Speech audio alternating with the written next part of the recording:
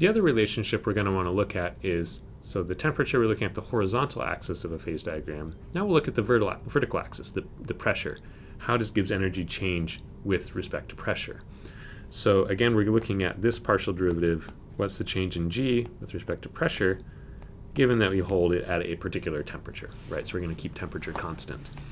And so this partial derivative is another one that from the fundamental relationship of G, right, dg bar is equal to minus s bar dt plus vdp, v bar, expressing everything in molar values, we can see dg dp at constant t is going to be this here. It's going to be equal to v bar. So this is just a reminder, this is something we've derived before.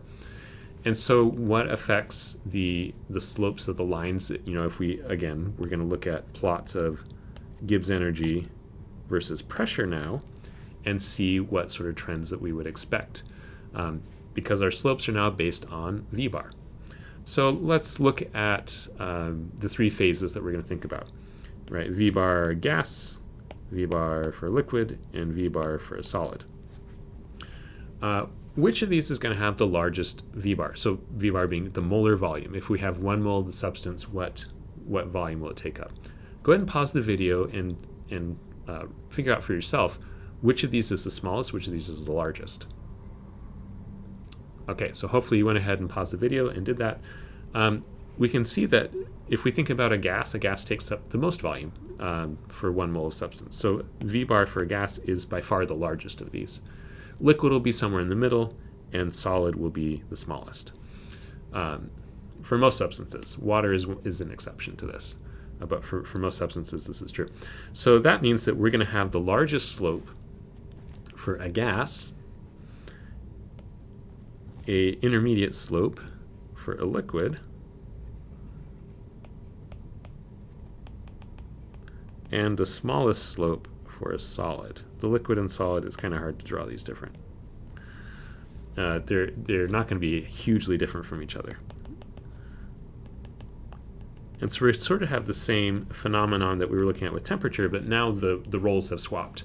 As we're at low pressure, things are going to tend to be a gas because it has the largest Vg bar. It has the largest molar volume. And then as we keep increasing, because the liquid slope is sort of in between, we'll get an intersection with the liquid, right? And so we'll get these equilibrium points here where the values of G are equal to each other, right? And so between gas and liquid, this is the boiling point. I have that labeled correctly this time. And here, liquid and solid, this is the melting point. But now this is boiling and melting based on a change in pressure. And this is if T is greater than the triple point for this particular plot.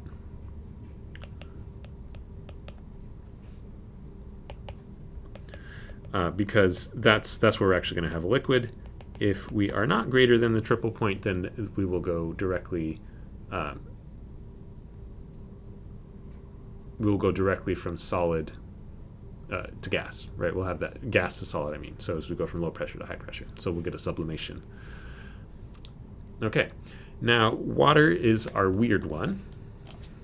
So because ice is less dense than liquid water, we actually get a swap here. So for water, this is true. V bar solid is greater than V bar liquid.